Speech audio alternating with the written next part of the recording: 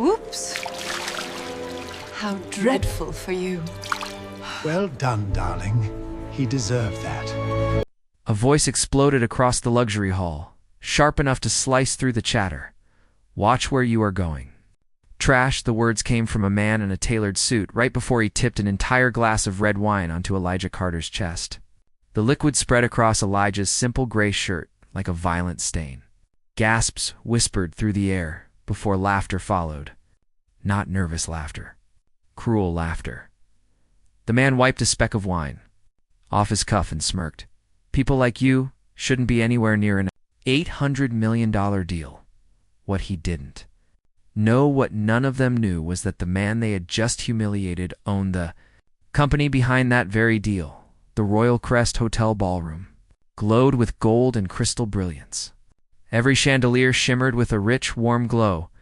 The polished marble floors shined like mirrors. The scent of imported flowers mixed with perfumes worth more than some people's rent. Tonight was the night powerful companies gathered to finalize a monumental partnership. It's worth $800 million. Executives strutted through the hall like they owned the world. Waiters moved like shadows, unnoticed, carrying trays of drinks. Guests boasted of private jets, offshore accounts, and connections with people who shaped the economy. Everyone was polished. Everyone was proud. Everyone wanted power, and Elijah, wearing an understated gray button-down and no tie, stood quietly near the back wall, blending in with the catering staff. People didn't see him. Or worse, they dismissed him within seconds. That was how he wanted it.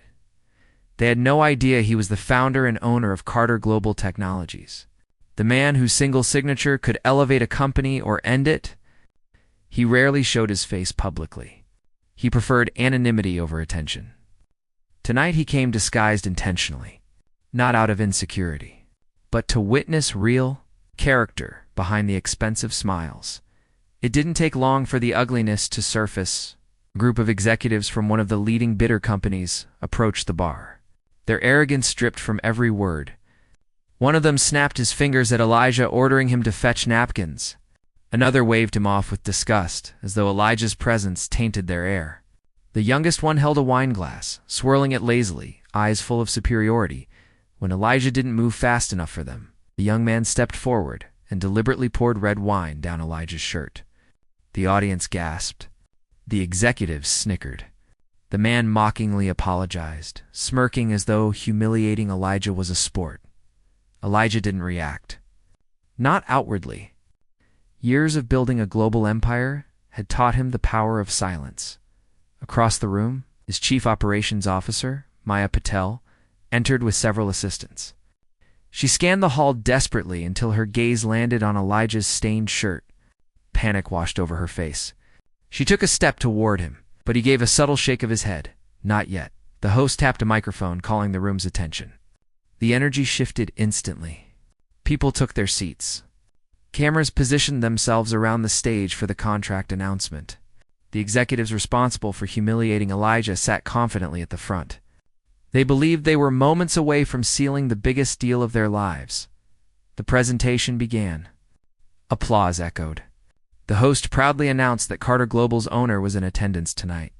The room buzzed with excitement. People murmured possibilities, expecting a titan dressed in a $12,000 suit. Someone larger than life. Someone untouchable. Maya stepped onto the stage, holding a sleek black folder.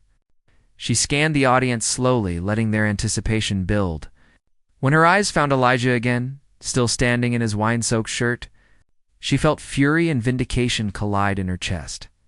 She moved to the microphone. "The owner of Carter Global is here with us tonight." Silence fell. The executives at the front straightened, smoothing their suits, preparing their smiles, but Maya's next words detonated the room. "He is the man standing at the back of this hall." Chairs scraped. People twisted in their seats.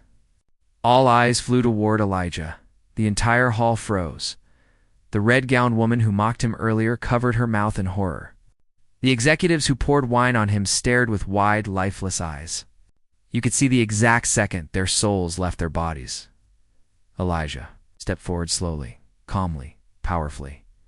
The silence in the ballroom felt heavy enough to crush the chandeliers above. He stopped just inches away from the men who had insulted him moments earlier. No anger in his eyes. No raised voice. Just quiet disappointment. He faced the entire room.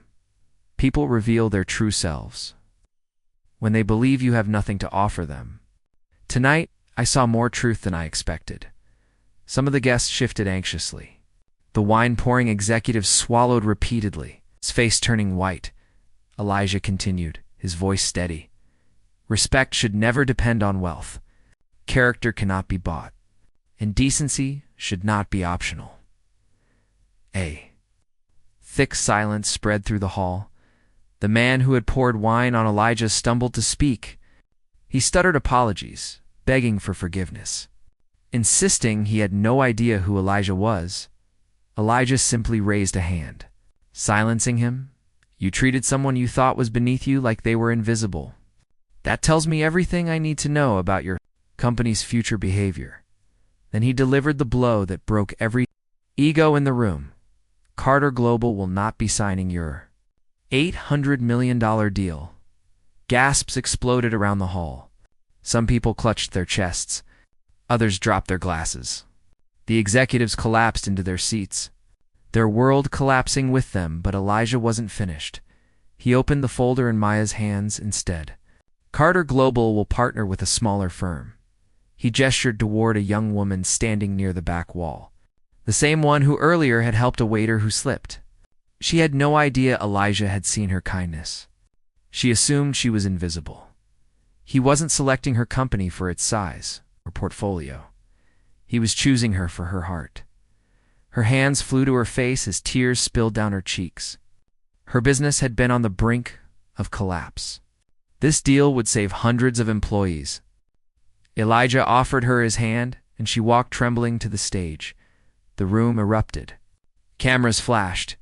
Some executives rose to their feet in disbelief. Elijah turned back to the room one last time.